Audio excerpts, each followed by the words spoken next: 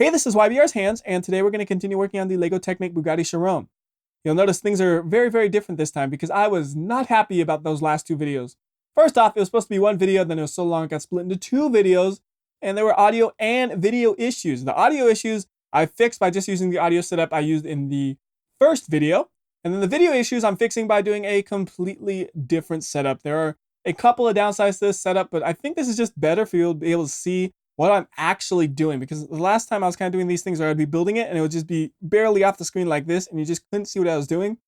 And I figured I like what I see, so why don't I make you guys see what I see, and hopefully this will work out. A couple of downsides though is I don't have the capabilities to have everything in focus at once. So it's going to mostly be my hands are in focus as we're building things and then everything in the background's out of focus. I mean, I could have the background in focus and then my hands be super blurry, but I think that's going to be a less than ideal solution. Also though, since we're talking about things in the background, manual, not going to be readable. It's there for my reference only. Pieces, not going to be sorted. I don't have enough space here, so I literally just got all the bags required for these steps and dumped them into a nice big pile right here. And it's going to take me a little bit longer to find pieces and stuff, I know, so I'm doing a little bit more pre-selecting. Generally, a little bit more work for me, but I think it'll make the videos a lot more watchable for you guys, which is what's important. Also, I'll turn on my lights correctly because I turned them on incorrectly before. How do you turn on the lights incorrectly? We're not going to get into that, at least not right now. Instead, I wanted to take a look at the part we built last time because I noticed something neat about it when I was playing around with it. So this little mishmash of gears we assembled over here, which you might be able to see a little bit easier from below, that right there is basically an open differential. So when you rotate this piece right here, which rotates the center of it, it rotates both the left and right wheels unless one of them experiences resistance. So if I hold this wheel down, only the other wheel rotates. If I hold the far wheel down, only this one rotates. So that's just pretty nifty, and I didn't realize what I was actually building until a little bit afterwards, and I was just poking at it. I'm like, oh, that's cool. So anyways, that's also what it would look like if we were working with a bigger part. You know, sometimes it's a little less than ideal in terms of focus, but still 100 times better than it was before as far as I'm concerned. And when we're working with small parts, this is where this camera setup should hopefully shine, because like when you get these two small parts before, it'd just be like, ta-da, they're assembled. You couldn't really see what I'm doing. Now, as long as I make sure to show it with my fingers, you could actually see the parts as they enter the other part. I think that to me is a huge upgrade. But one thing I'm thinking I should do right now actually is between each step, assemble the parts we're going to be needing, because I can't actually see the pile of parts too well because the camera is literally right in my face. So what I'm going to do is I'm going to say, okay, this step is done. What parts do we need? We're going to make a part pile and then we'll be back. So there's going to be a lot of ugly cuts in this, but I'll try to make sure I remember what I was talking about. So at least the commentary is nice and fluid. I got all the pieces required for step 68 and I put them in a bag. I got the one piece required for step 69 and put it in a bag. Then I got all the pieces for step 70 and put those in a bag. I stopped at 70 because at 70 we got to flip the page. And I figured that's a good way of doing it. We do the pages, we flip it, we stop the video, we make some bags, and then we continue building. That way it has a nice little amount of time between break. And then I also don't get too far ahead of myself, I think, if I do it about this fast. So anyways, let's go ahead and get started with this. And I'm noticing something right off the bat though. There are a lot of different gears in this thing. Like again, I've never done a Technic period before this. I'm like, wow, I don't remember using this shape of gear before. And then I don't remember having red gears in the thing we were making. These orange things, which are some sort of really unusual looking thing that's going to probably rotate.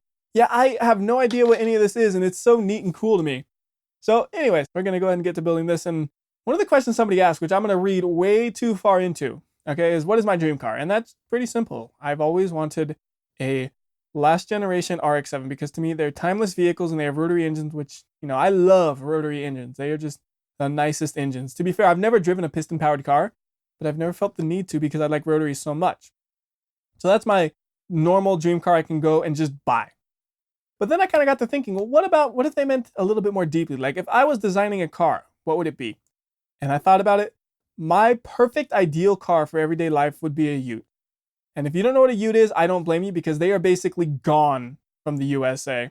The last ones they made were things like the El Camino. Many, many years ago, they made cars like the El Camino. And if you don't even know what that is because it's such an old car, because you're much younger or something, an El Camino is basically you take a regular car, and then what you do with that regular car is you stick a bed on the back of it. So it's two seats in the front, and then you have a bed on the back like a truck. But it's not a truck. That's the important thing.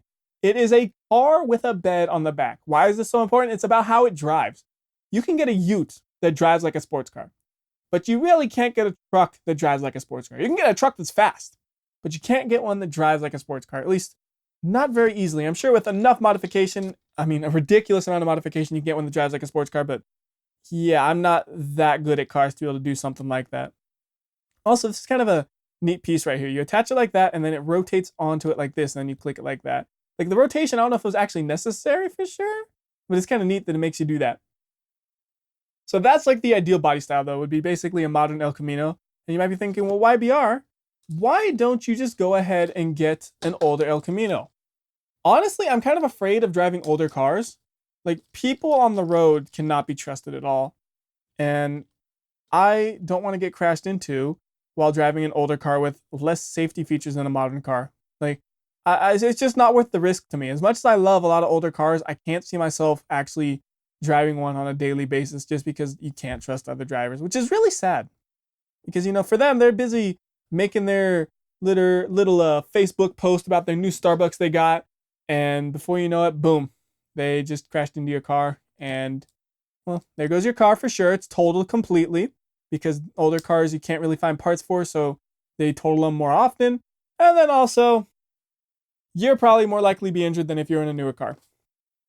That's why I actually more want modern cars, is just because of the safety features in them. And it's not like you can really easily go and get an old car and upgrade the safety. Sure, you can go and add a roll cage to it, but if you add a roll cage to your car, then you have to drive with a helmet everywhere you go. It seems really stupidly impractical. I mean, yeah, you can just drive with a cage in your car without a helmet, but you should never do that. That's bad, because then your head hits the hard metal. And, well, you would have been better without a roll cage then, probably. Anyways, that page is complete. I forgot to open my bag because I just saw one of the pieces I need. Doesn't matter, though, because it went nice and smoothly, which is exactly what I wanted. So now I'm going to go make some more bags. And in the future, I won't say I'm going to go make some more bags all the time. It's just because, you know, I'm just giving you guys an idea of what the pacing is going to be like. Probably. I don't know. We're figuring it out as we go, man. I'm thinking maybe I should move the manual somewhere else because I can't read it too well from here, to be honest with you. And I know I'm going to make a mistake because I can't read it, or at least if I make a mistake, I'm going to say it's because I can't read the manual too well. Anyways, back to the ideal car. So it's going to be a Ute body. And then for the engine, I was thinking, what would I put in the engine? It's like, well, it'd be a rotary engine. Why? Because that's what I'm familiar with. It's one of those things where I know rotary engines. I don't know piston engines that well, though. So it's kind of like I would have a rotary engine in it just because that's what I know. It's not ever going to happen, though. There's never going to be a production vehicle that does that because, as I said, Utes are basically dead in the US, and rotary engines are basically dead in cars worldwide, unfortunately, which is really sad. You know, I still hope that someday they'll bring back a Ute, at least with a piston-powered engine, because, man, is that body style really just perfect for my lifestyle, and there's nothing I can get that's modern that's like that. Just a cheap two-door car in general. Those are kind of rare when you think about it. Or not two-door, I should say two-seater car is kind of rare. There aren't many cars out there that are just seaters that are just regular, kind of more economical sized cars. There's, you know, you get sports cars for that, and that's it. Or trucks, but I don't mean truck because I said car, not truck. I don't want a truck. I don't want a pickup. Again, they drive completely different. Right here, I might have to focus a bit. Which way does this go in? I think it goes like this. Hopefully that's right. So I'll never get my dream car. Unless I build it myself. Yeah, because I can totally build a real life car. If I can build a Lego Technic Bugatti, I can build a real life Ute, right? That's how it works. Sure. No way. Yeah, I can't build a car. I can barely do upgrades to my car because I'm afraid of screwing things up. I can do maintenance, no problem. I don't trust myself to do any sort of upgrades because it's just like a matter of it'll probably reduce the reliability. You know, only upgrades I do are things where it's like this will probably increase the reliability. And for me, I'm like, yeah, I like reliability. That is a key word for me and my desires because it's a daily driver. That's the key thing a daily driver has to be, is reliable. Your weekend car can be as unreliable as you want. I only have enough money for one car. So I don't get a daily driver and then also a weekend car. And at this time, I actually don't have any more topics to talk about. My hands are off camera because I'm trying to open this bag off. Oh, there we go, the bag's open. So one of the things that I know a lot of people mention that's not exactly a topic, but I was going to talk about, but might as well, is there is a new interesting thing. There's a collaboration between Beam and G Drive and Automation, the car company tycoon. And I think that's going to be pretty interesting. Games that are basically completely different working together on one common goal. I really hope it works out well. I'm really curious to see how well the damage model will be for cars that are kind of basically generated in a way. Like, I don't know how well it'll actually do, but I'm excited to see. And also, look at this. These two gears interact like that. Then these gears over here interact like that. Nice. I like that. And I'm going to actually end this video right here because this is truly the test video for how I want to do things in the future. I don't want it to be too long just in case I realize there are things that need to be fixed. So I wanted this one only be about maybe 10 minutes long so I could have just a small amount of footage to work with to make sure everything's going good. So I'm going to end this here. Till next time, this is WhyBeAre. It feels like this video went a lot better than the last one, and I hope it did. And as always, do leave any sort of questions or comments that I can respond to because that's what I like doing for these videos. And until then, WhyBeAre's hands, we'll see you next time.